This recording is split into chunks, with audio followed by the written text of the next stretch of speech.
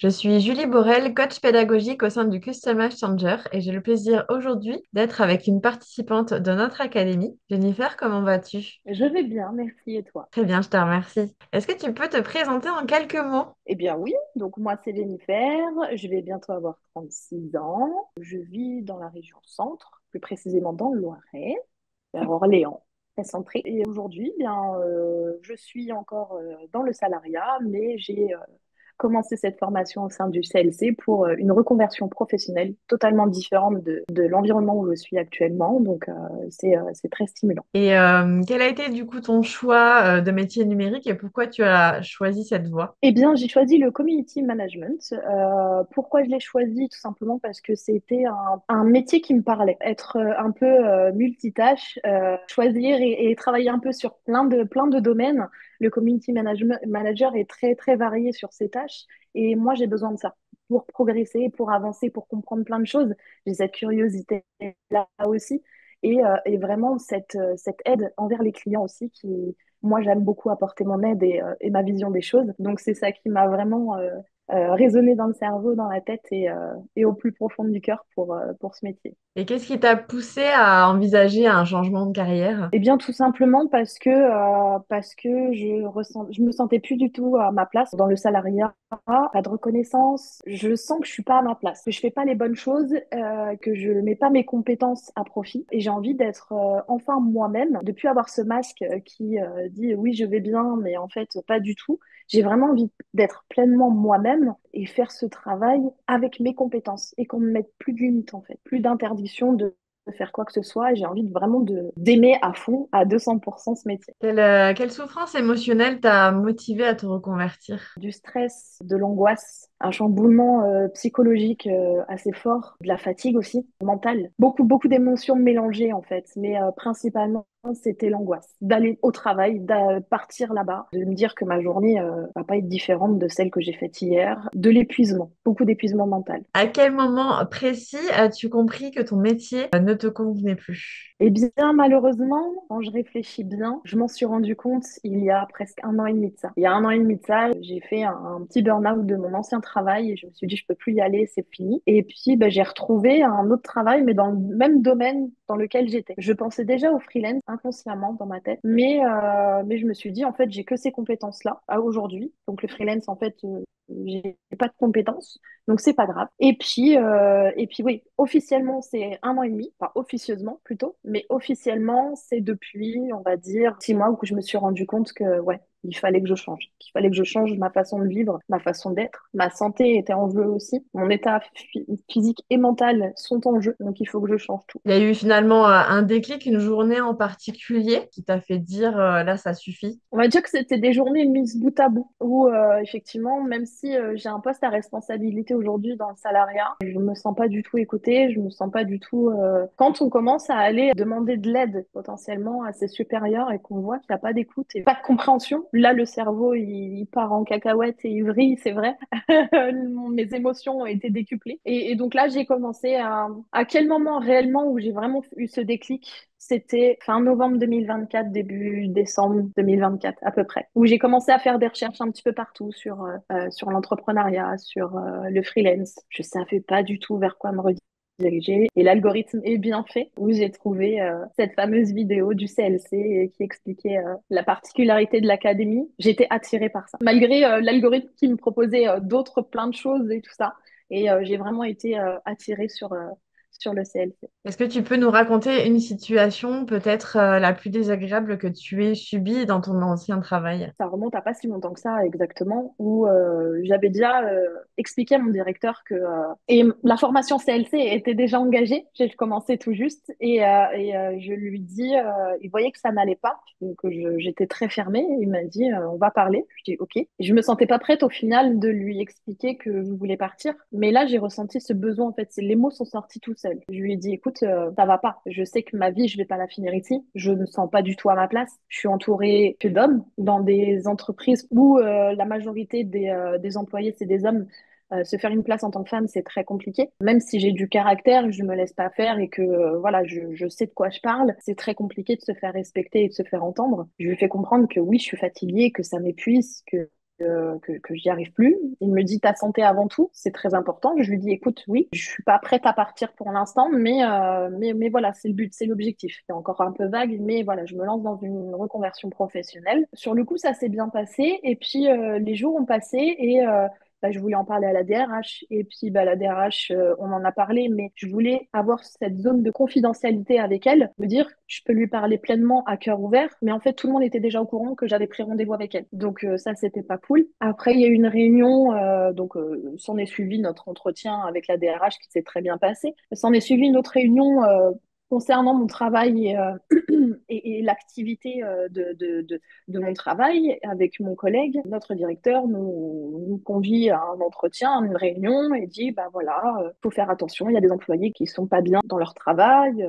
psychologiquement ça va pas. Et en fait, je lui dis, mais en fait, il n'y a pas que cette personne en fait. Et là, il me regarde, il me dit, c'est pas les autres la priorité, c'est cette personne-là la priorité. Et là, j'ai fait, ok, je comprends. Il sait que je ne vais pas bien, il sait que je suis presque au point de craquer. Et là, il me dit, en gros, t'es pas la priorité. Je lui fais comprendre qu'il y a une urgence aussi et que cette personne-là n'est pas la seule à être dans cet état d'esprit. Et c'est là que j'ai commencé à briller un peu dans ma tête. J'ai fait, OK, j'ai compris. Donc, en gros, peu importe ce que j'aurais dit, peu importe ce que je dis, il n'y a aucune reconnaissance, aucune écoute. Donc, il faut que je prenne les devants, il faut que je fasse le nécessaire, il faut que je me bouge. Je peux plus rester dans une entreprise où il y a une pseudo-écoute, mais c'est furtif, pardon. C'est futile, c'est pas sain. Toutes les personnes qu'il y a dans cette entreprise où je suis aujourd'hui, c'est que des personnes toxiques qui m'enlèvent toute mon énergie que j'ai à l'intérieur, où je veux tout donner et j'ai l'impression d'être totalement bloquée. Maintenant que toi, tu as sauté le pas et que tu es plus heureuse, en tout cas, ça donne l'impression de ça, qu'est-ce que tu aurais envie de dire à ceux qui commencent à se résigner, à souffrir de leur situation professionnelle? Il faut se lancer, il faut vraiment croire en soi. La formation CLC nous aide à reprendre confiance en nous et à savoir qui on est vraiment et ce qu'on veut vraiment. Il y a beaucoup d'écoute, beaucoup de bienveillance, beaucoup de chaleur et il faut foncer. En fait, si on se pose la question, ça veut dire que inconsciemment, on le sait déjà et qu'il faut pas reculer. On est tous capables, on a des compétences plus ou moins fortes dans certains domaines que d'autres, mais avec toutes ces personnes bienveillantes qu'il y a autour, et ben en fait ça fait une grosse boule de feu, un gros soleil qui montre que en fait on va réussir.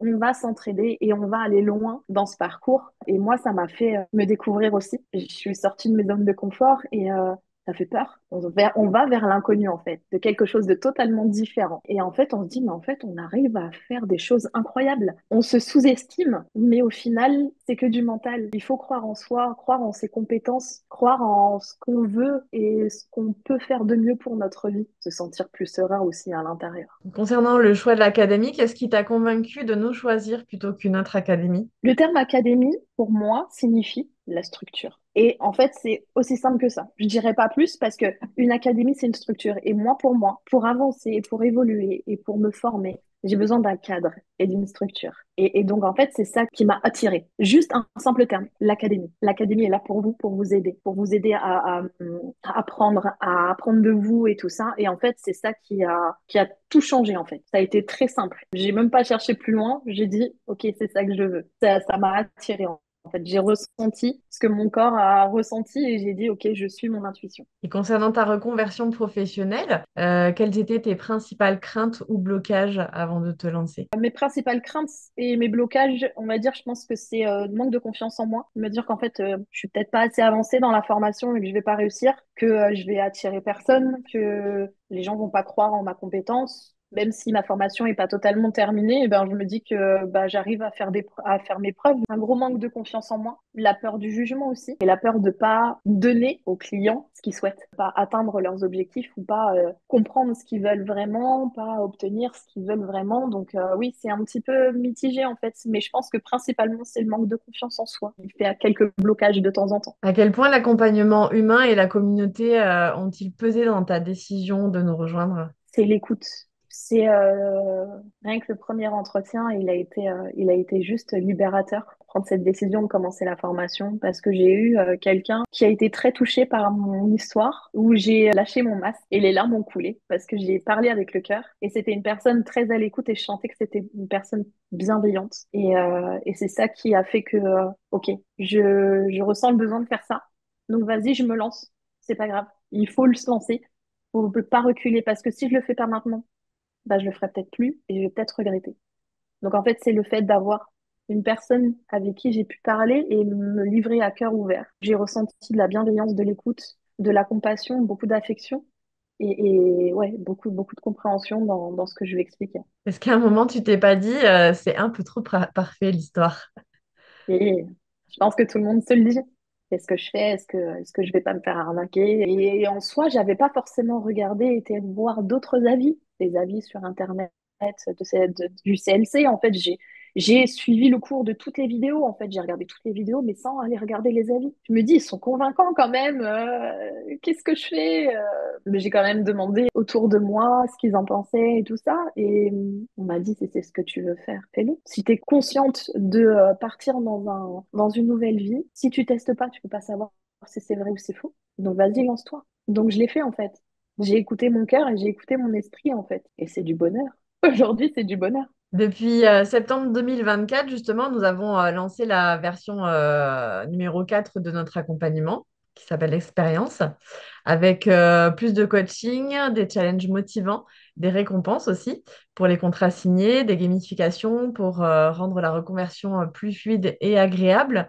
Qu'est-ce que tu en as pensé, toi, personnellement? Est-ce que tu as ressenti une vraie différence grâce à cette approche-là? C'était juste magique, c'était génial. Toute cette partie coaching, c'est libérateur. En fait, ça nous motive, ça nous donne un petit coup de pied au derrière aussi. Comme ça permet d'éviter de se cacher et de se défiler derrière des excuses bidons, parce qu'on trouve toujours des excuses bidons en disant ouais, mais non, je peux pas. Ouais, mais non. En fait, ça nous permet de nous surpasser. Mais cette partie-là, elle est tellement structurée que au final, on en a besoin. Je pense qu'aujourd'hui, parmi tous les nouveaux de l'académie, même les anciens, on est tous passés par cette phase j'ose pas, je suis pas capable. On se pose tous les mêmes questions en fait. Et grâce à vous, grâce à tout ce travail que vous faites derrière, ça nous élève, ça nous fait devenir de plus belles lumières. On ne change pas, on évolue, on grandit, on s'améliore, on a un état d'esprit totalement différent, on parle différemment aussi. Ça nous canalise. C'est un gros travail mental et un gros travail sur soi aussi.